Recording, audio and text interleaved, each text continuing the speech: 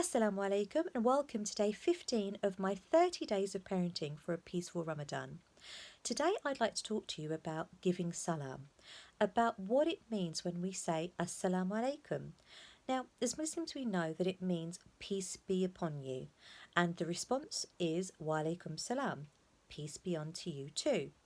And it's a biggie, isn't it? And as manners and etiquette go, it's a biggie. Giving salam, especially for our children, it's like please and thank you. It's a manner of respect, and it's just an etiquette that we do.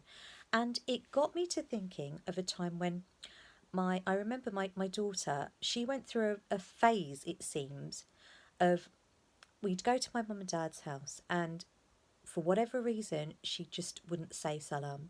She wouldn't say anything, to be fair. She was just had a lot going on in her mind, and she refused to speak. At times she flat out refused to go to my parents, but when we got there, she wasn't going to say salam for anyone. And I remember what I used to do. I used to make up every excuse under the sun. Like I'd be, falling over myself to explain to my parents that, she was tired, or she had a lot going on, or she was just not feeling very well. And what I realised was that the excuses that I was making, they weren't actually for her. They were for me, because I had taken her perceived lack of manners or lack of etiquette or lack of giving salam to mean something about my mothering. And it was almost like I had to really kind of explain and defend my position to my parents, because if she was ill, and or if she was,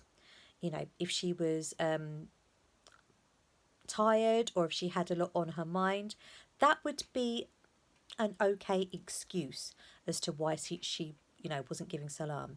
But really, what was going on for her was there was a whole load of stuff on her mind that didn't really have anything to do with my parents. It's not that she woke up one day and thought, you know what, I'm going to be really rude to Nanny and not say hello, not say salam, or I've decided that I don't like my grandparents, so I don't want to go and see them today. It's not that at all. There was just some stuff going on for her, and I had taken her behaviour, a part of her behaviour, to mean something about me and about my parenting, and also it meant something about the way I brought up my children, because in that moment my parents may have perceived her behaviour as being disrespectful or being impolite. It's like when you go somewhere and you want your children to say please and thank you, and ordinarily they say it, but to an audience, there's a time where they just either forget their pleases and thank yous, or there's stuff going on for them and they don't say it. And as the big supporters of morals and good deeds and etiquette that we are, especially I know I am, it's like, what do you say? Thank you, please, and really reiterating it. And with salam, because it is a message and greeting of peace, I'd almost taken the peace out of it.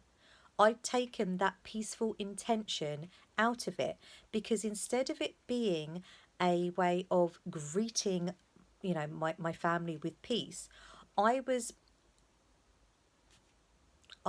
going from a place of ego, of a place of, I don't know, fear, or even, I guess, that this meant something about me, that if she doesn't spread this beautiful message of peace, then that means something about me. So I got really up in my head about it. And basically it means nothing about me. Our children, yes, I mean, do we say please and thank you 100,000,000% of the time? No. Is there stuff going on with us sometimes when you can be walking down the street and walking past someone you know really, really well, but for whatever reason you've got a lot going on in your mind, and you can walk straight past that person, and that person could walk off thinking, flipping rude cow, who she thinks she is? But you just haven't seen them, or you saw them, but there was stuff going on. So the fact that my daughter didn't say salam to my parents, does that mean that she's rude? Does that mean that I'm an awful mum? Does that mean that I haven't instilled these manners in my children? No. It was at that point There was stuff going on for her, and if anything, the more that I told her to say it, or the more that I would have asked her to say it, the more she would have rebelled, because kids, they don't have a lot of control, really. They're told when to get up, what to eat, when to go to school, what to do in school, what time they finish school, what time to go to bed, what to have for dinner. They don't really have a lot of say in what they do. So when they've got stuff going on for them, when they've got a lot of thoughts going on for them, it's almost like they will hold on to an element of what they can control.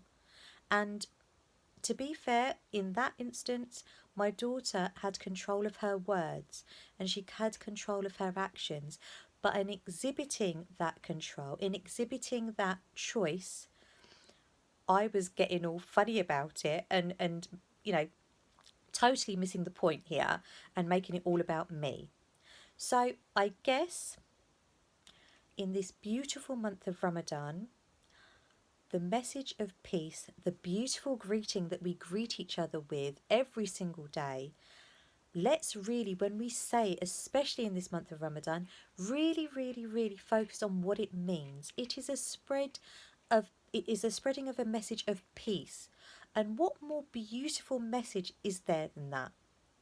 And next time you say it, maybe if you focus on what you're actually saying, it might bring a different dynamic. It might just bring a different dimension to that beautiful greeting. You never know. You might get blessed infinitely more because you've done it with that consciousness of what you're saying. It's not just a, hi, all right, how's it going? It's a, Assalamu Alaikum. Peace be with you. And I pray that peace is with you all tonight and all nights, inshallah. And I hope to see you tomorrow for day 16. Take care. Assalamu alaikum.